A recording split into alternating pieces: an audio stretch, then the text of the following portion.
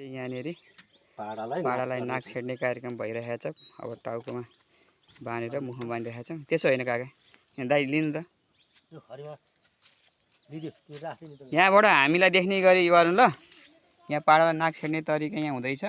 यहाँ नसमात, यहाँ यसको समात्नु न।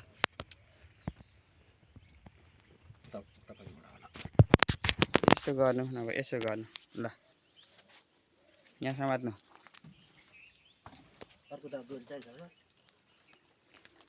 हड्दाले नसकिरहेछ नि राधे। आउनु तपाईँ। नलाइकन देखाउनु ल। यो त गर्दैन मानि धुरीमा हो है। त्यहाँ होइन नि काका, माथि झुन्याउने हो। त्यहाँ हुँदैन नि, त्यसो होइन हौ। म तरिका गर्छु कि। पहिला डोरी बनाउनु पर्यो।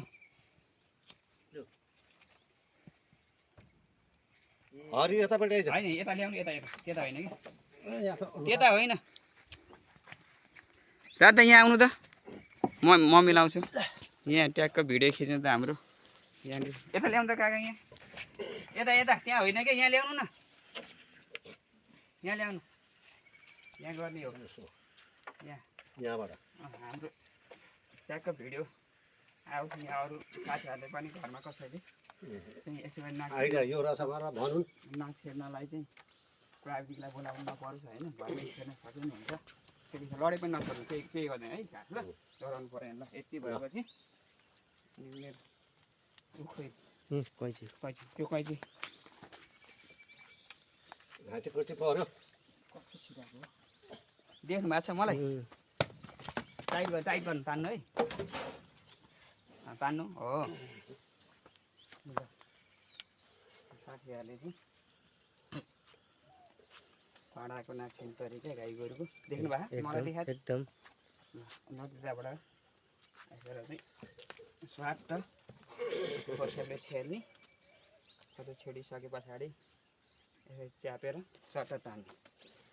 तानिसके पछाडि यसलाई चाहिँ नसुर्कने गाँठो बनाउनुपर्छ। फेरि सुर्क्यो भने घाँटी पनि पासो लाग्छ होइन। त्यसो गरेर ठुलो पारौँ अनि यसलाई चाहिँ पहिला यसो गरी गोलो बनाउने। अनि त्यसपछि यहाँबाट छिराएर अनि फेरि यसलाई एक फन्को यसो गरी छिराएर चाहिँ यहाँबाट छिर्दाखेरि नसुर्कने गाँठो बन्छ। यसलाई चाहिँ अलिक टाइट गर्नुपर्छ। फेरि अलि टाइट गरौँ।